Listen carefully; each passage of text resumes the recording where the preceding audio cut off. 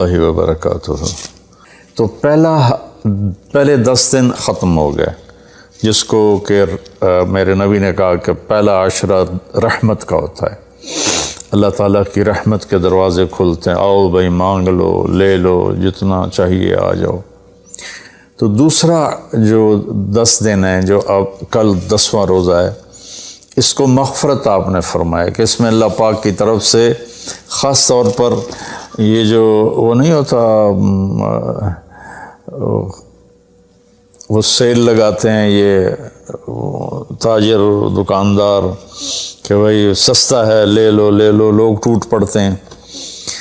تو حالانکہ ان کا پرانا مال ہوتا ہے اور اس بہانے سے وہ نکالتے ہیں، ورنہ کون آج کسی کا بھلا چاہتا ہے، ہر کوئی لوٹنے کے چکر میں ہی ہے۔ تو اللہ کی طرف سے ایک سیل لگتی ہے، بھائی آ جاؤ بھائی، لیکن شرط یہ ہے کہ توبہ کرو۔ ایک آدمی توبہ نہیں کرتا اور ایک آدمی اللہ کے سامنے جھک کے توبہ کرتا ہے، تو دونوں میں بڑا فرق ہے۔ اگر یہ فرق اللہ نہ کرے تو پھر کربلاؤں کی ضرورت کیا تھی؟ پھر اللہ کے نبی کے نواسے کو اپنا سر کٹانے کی کیا ضرورت تھی؟ تو پھر تو سنان بن نبی انس جس نے آپ کا سر کاٹا، وہ اور حسین برابر ہو گئے۔ تو توبہ شرط لگائی کہ تم توبہ کرو، میں معاف کروں گا۔ اچھا، پھر میں اللہ کے نبی پہ قربان جاؤں، آپ نے ہمیں بڑی سہولت دے دی۔ آپ نے کہا ما اصر من استغفر وَإِنْ عَادَ فِي الْيَوْمِ 70 مرة۔ جس آدمی سے دن میں 70 دفعہ توبہ ٹوٹی، 70 سے مراد ہے بہت زیادہ، ہو سکتا ہے 200 باری ٹوٹی ہوگا۔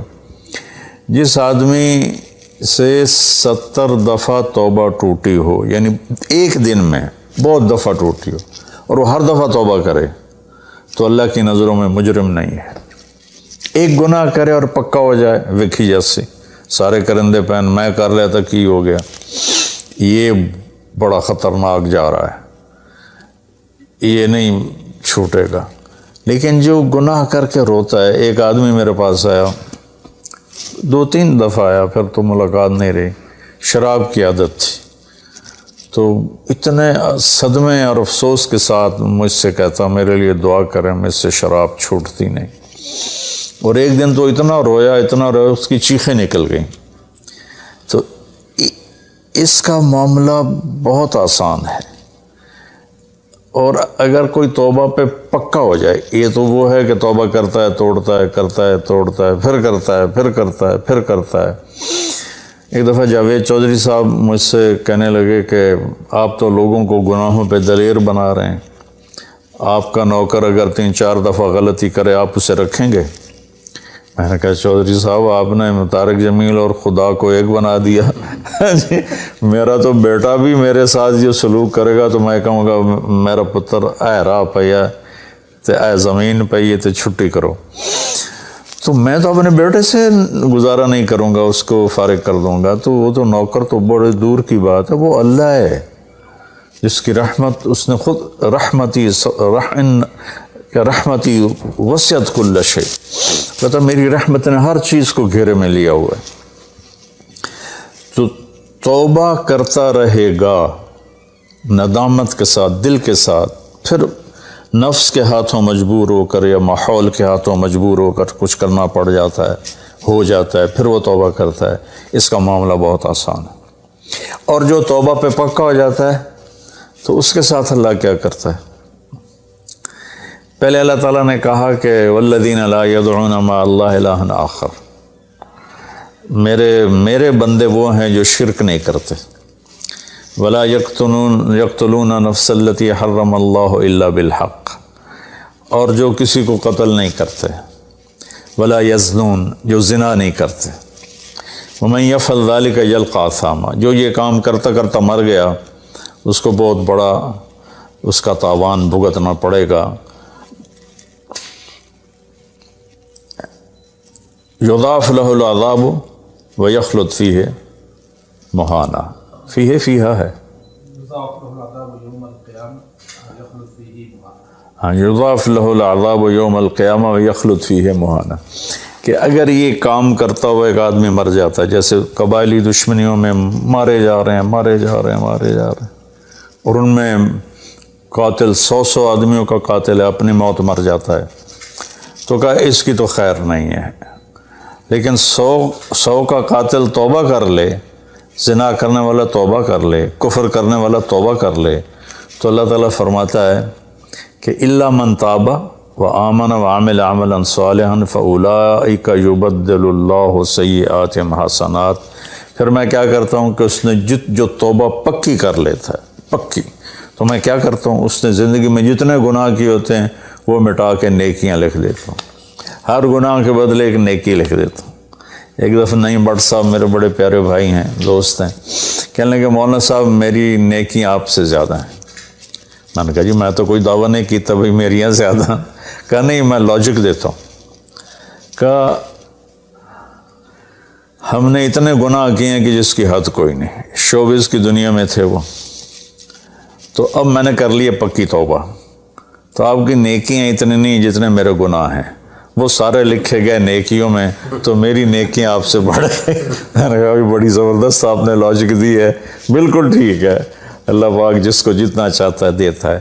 تو توبہ پر اللہ تبارک و تعالی ہر شے معاف کر دیتا۔ یہ مہینہ مغفرت کا ہے، بخشش کا۔ یہ مطلب نہیں کہ بھائی ڈنڈے بھی مارتے رہو اور اللہ بخشش کر دے گا۔ اللہ تعالیٰ جس کو چاہے معاف کر دے، اللہ کی رحمت کسی شے کی حقوق العباد معاف کر دے، حقوق اللہ معاف کر دے، اللہ کو کسی چیز کی کوئی رکاوٹ نہیں ہے، لیکن اس کا قانون ہے ان رحمت اللہ قریب من المحسنین، میری رحمت ان لوگوں کے قریب ہے جو عمل کو خوبصورت بنا کے پیش کرتے ہیں اس کی بارگاہ۔ تو ایک صحابی جنہوں نے حضرت حمزہ کو قتل کیا، حضرت حمزہ رضی اللہ تعالیٰ عنہ علیہ السلام، وحشی رضی اللہ تعالیٰ عنہ، اللہ کے نبی نے مکہ فتح کیا تو ان کے قتل کا حکم دے دیا کہ جہاں ملے قتل کر دو، تو وہ بھاگ گئے طائف۔ ان کو کسی نے کہا جو آ کے کلمہ پڑھ لینا اس کو معاف کر دیتا، اور جو آ کے معافی مانگے اس کو معاف کر دیتا۔ تو کہنے لگے میں نے منہ چھپایا اور چپ کے راستوں سے مدینے پہنچا۔ اللہ کے نبی مسجد میں ایسے اپنے دھیان میں بیٹھے تھے، میں نے کہا اشہد ان لا الہ الا اللہ واشہد انک رسول اللہ، تب ایسے ہوئے تو ان کا چہرے سے کپڑا ہٹایا، تو کہنے لگا مجھے امن چاہیے، میں امن کا طلبگار ہوں۔ تو آپ نے فرمایا اواشیون انت، تو وحشی ہے؟ کہا جی ہاں۔ کہا میرا دل تو تھا کہ تم مجھ سے امن طلب نہ کرتا اور میں تیری گردن اڑا دیتا، لیکن میرا رب کہتا ہے کہ وَإِنْ أَحَدٌ مِّنَ الْمُشْرِكِينَ اسْتَجَارَكَ فَأَجِرْهُ حَتَّى يَسْمَعَ كَلَامَ اللَّهِ۔ اگر کوئی آ کر مشرک آپ سے پناہ چاہتا ہے تو اس کو آپ پناہ دیں، تو تجھے پناہ ہے، کچھ نہیں، بول بیٹھ۔ تو کہنے لگا میرے کچھ سوال ہیں۔ آپ نے کہا کیا؟ پھر کہنے لگا مجھے امن تو ہے نا، مجھے کہیں گے تو کچھ نہیں۔ آپ نے کہا نہیں کچھ نہیں کہتا، آپ کا رب کہتا ہے جو شرک کرے، قتل کرے، زنا کرے وہ جہنم میں جائے گا، جو میں نے ابھی آیت پڑھی۔ تو میں نے تو یہ سارے کیے ہوئے ہیں، تو کیا میرے لیے گنجائش ہے؟ آپ نے کہا اللہ کہہ رہا الا من تاب وآمن وعمل عملا صالحا فاولئک یبدل اللہ سیئاتہم حسنات وکان اللہ غفور الرحیم، کہ اللہ تعالیٰ فرما رہا ہے جو توبہ کر لے، جو ایمان لے آئے، جو اچھا عمل کرے تو اللہ معاف کر دے گا۔ وہ کہنے لگا ایمان بھی لاؤں، توبہ بھی کروں، اچھا عمل بھی کروں، یہ تو بڑی سخت شرطیں ہیں، کوئی اور آسان اس سے راستہ ہے؟ تو آپ نے کہا ہاں، اللہ تعالیٰ کہتا ہے کہ ان اللہ لا یغفر ان یشرک بہ ویغفر ما دون ذلک لمن یشاء، میں شرک معاف نہیں کروں گا، باقی جس کو چاہوں معاف کر دوں۔ تو اس پر کہنے لگا وحشی آپ مجھے قتل تو نہیں کریں گے نا، مجھے امن تو ہے نا؟ آپ نے کہا ہے۔ کہا اچھا اگر وہ یہ کہتا ہے کہ میں شرک معاف نہیں کروں گا، باقی جس سے چاہوں معاف کروں، اگر مجھے معاف نہ کیا تو مجھے کلمہ پڑھنے کا کیا فائدہ؟ تو پھر آپ نے تیسری آیت اس کے سامنے پیش کی، کیا میرے نبی کا ظرف ہے چچا کے قاتل سے کیسی بات کر رہے ہیں، اور ایسی بے دردی سے قتل کیا گیا، ناک کاٹ لیا گیا، کان کاٹ لیے گئے، پیٹ چیر دیا گیا، کلیجہ ہندا نے چبا لیا اور سارا آنتیں نکال کے باہر پھینکنے، اور آپ ان کی میت پر اتنا روئے تھے کہ آپ کی ہچکیاں لگ گئیں۔ تو اللہ نے جبریل کو بھیجا کہ جاؤ میرے محبوب سے کہو کہ آپ روئیں نہیں، ہم نے حمزہ کو عرشوں پہ لکھ دیا ہے، حمزہ تو اسد اللہ و اسد رسول ہی، حمزہ اللہ اور اس کے رسول کے شیر ہیں، ہم نے عرش پہ لکھوا دیا ہے۔ تو کہنے لگا اگر مجھے معاف نہ کیا تو پھر مجھے کلمہ پڑھنے کا کیا فائدہ؟ تو پھر آپ نے تیسری آیت اس کے سامنے پیش کی، یا عبادی الذین اسرفوا علی انفسہم لا تقنطوا من رحمت اللہ ان اللہ یغفر الذنوب جميعا انہ هو الغفور الرحیم۔ اے میرے نافرمان بندو، کتنا پیار سے بلایا نافرمانوں کو، اور میرے کہا، میرے اب آدمی سگی اولاد کو کہتا تو میرے چنے جمع ہے، جب وہ نافرمان ہو جائے تو وہ اللہ تعالیٰ کافروں سے کہہ رہا ہے، نافرمانوں سے کہہ رہا ہے، اے میرے نافرمان بندو جنہوں نے اپنے اوپر ظلم کیا، تم گھبراؤ نہیں، تم توبہ کرو، میں سارے معاف کر دوں گا۔ کہنے لگا ہاں اے گل ٹھیک۔ پھر اس نے کلمہ پڑھا تو اللہ کے نبی نے پھر فرمایا اچھا یہ تو بتا یار، میرا چچا تو شیر تھا، تو نے کیسے قتل کر دیا؟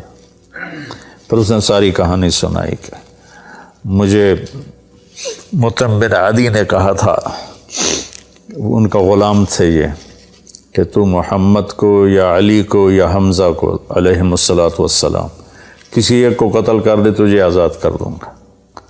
تو حمزہ پر تو میں سوتے میں بھی وار نہیں کر سکتا تھا، اس سے میرے اوپر اتنا خوف تھا، اور آپ کے گرد جانا ویسے ہی مجھے پتہ تھا محال ہے، چاروں طرف پیرا ہے، میں تو علی کو قتل کرنے نکلا تھا، لیکن جب میں اس کے قریب پہنچا تو اس کی نظر ایسے چاروں طرف گھوم رہی تھی، اور میں نے چھپ کے وار کرنا ہوتا ہے، تو میں چھپ نہیں پا رہا تھا، میں اس کی نظروں میں آ رہا تھا، چونکہ جیسے اس کی تلوار چل رہی تھی ویسے اس کی نظر بھی چل رہی تھی۔ تو پھر اس کو چھوڑ کے میں حمزہ کی طرف گیا تو وہ اندھا دھند، دونوں ہاتھوں میں تلوار تھی، وہ دائیں بائیں نہیں دیکھ رہے تھے، بس آگے جو آ رہا تھا گاجر مولی کی طرح کاٹ رہے تھے۔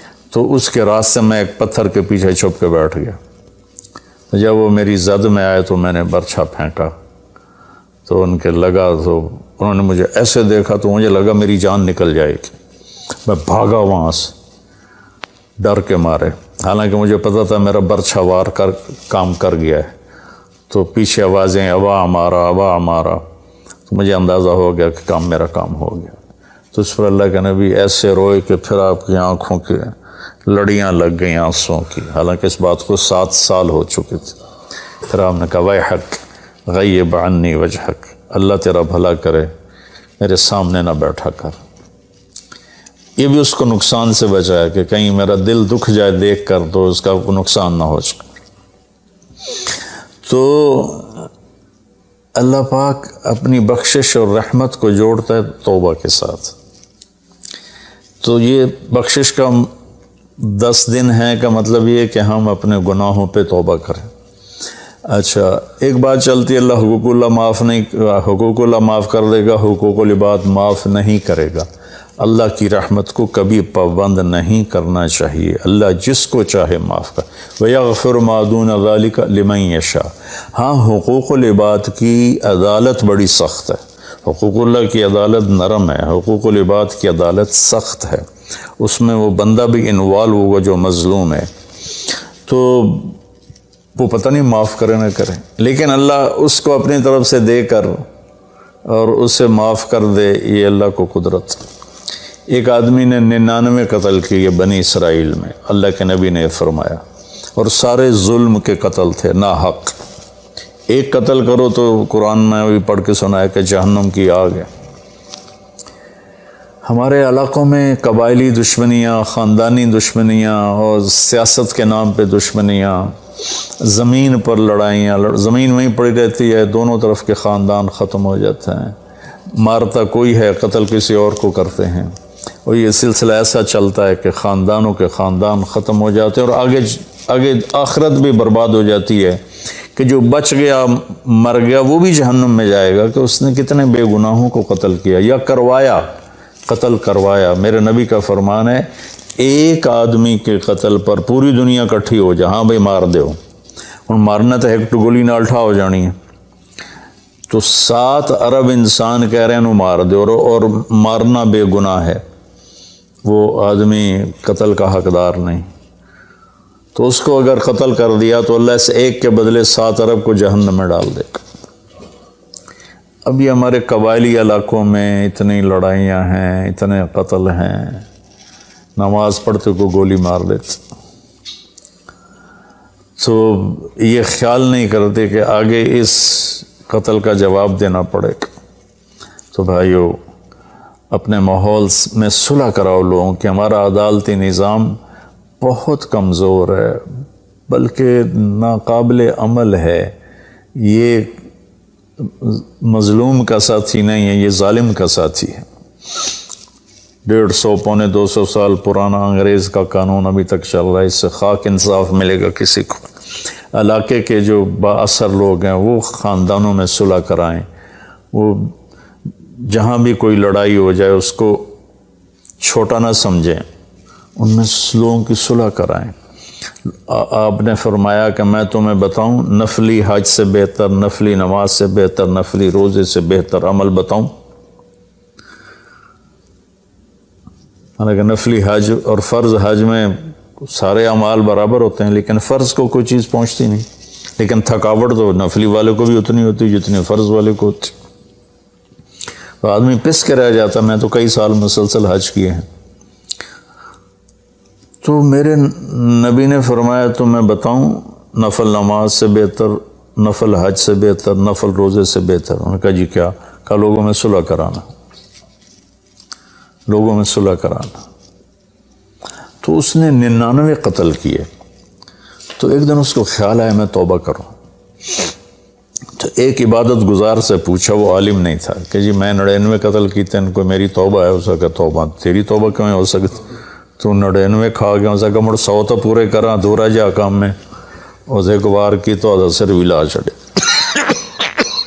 اس کو بھی مار دی۔ پھر اس کو خیال آیا میں توبہ کروں، ایک عالم سے پوچھا یہ میری توبہ ہو سکتی؟ کہاں ہو سکتی؟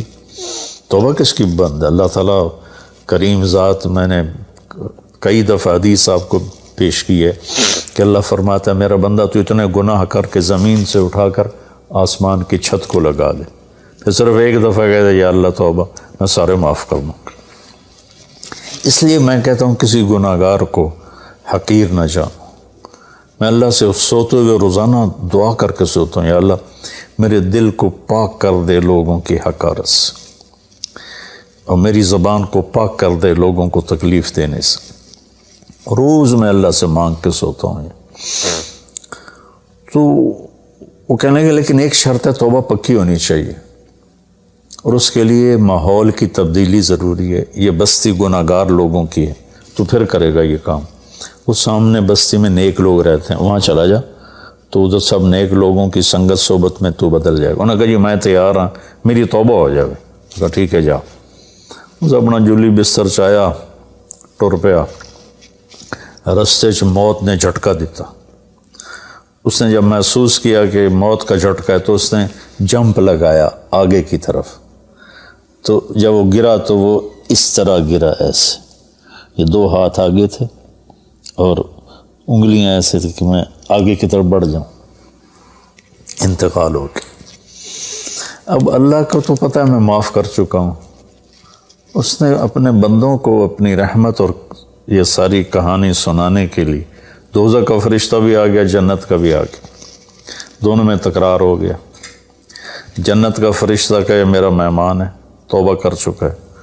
جہنم کا فرشتہ کہے ابھی توبہ پوری نہیں ہوئی، اس گاؤں میں جانا تھا تو شرط پوری نہیں ہوئی، لہٰذا میرا مجرم ہے۔ تو اللہ نے تیسرا فرشتہ بھیجا اور کہا کہ بھائی یہ اس کی ڈیڈ باڈی ہے، یہ وہ گاؤں ہے، یہ اس کا گاؤں ہے، تو دونوں طرف کا فاصلہ ناپو، اگر نیک لوگوں کی بستی کے قریب ہے تو جنت والے لے جاؤ، اگر اپنے گھر کے قریب ہے تو جہنم والے لے جاؤ۔ فزیکلی وہ اپنے گھر کے قریب تھا اور بستی سے، نیک لوگوں کی بستی سے دور تھا۔ جب وہ ناپنے لگے تو اللہ نے اس زمین سے کہا سکڑ جا، اور اس زمین سے کہا پھیل جا۔ یہ پھیل گئی، یہ سکڑ گئی تو نیکوں کی بستی کے قریب اللہ نے کہا لے جاؤ، جنت والے لے جاؤ۔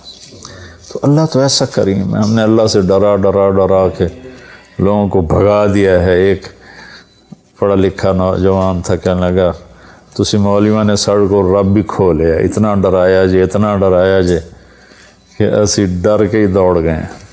تو اللہ تو سراپا رحمت ہے، شفقت ہے، رحیم ہے، کریم ہے، اس کی رحمت کی کوئی حد نہیں۔ لیکن بھائیو، جیسے اللہ کا ایک قانون ہے کہ اچھا اور برا برابر تو نہیں ہوتا نا۔ ہم دنیا میں بھی دیکھتے ہیں کہ ہم اچھے اور برے کو ایک جیسا نہیں سمجھتے، تو ہم توبہ کریں، لوگوں سے توبہ کروائیں، تو انشاءاللہ ہم اللہ کی بخشش کے سائے میں آ جائیں گے۔ السلام علیکم۔ غریب کا سال بھر کا روزہ، مل کر افطار کروائیں۔ اس رمضان مولانا طارق جمیل فاؤنڈیشن لا رہی ہے تقسیم رحمت رمضان راشن پروگرام۔ تقریباً 3000 مستحقین کے گھر راشن پہنچانے میں ہمارا ساتھ دیں۔ صرف 4200 روپے میں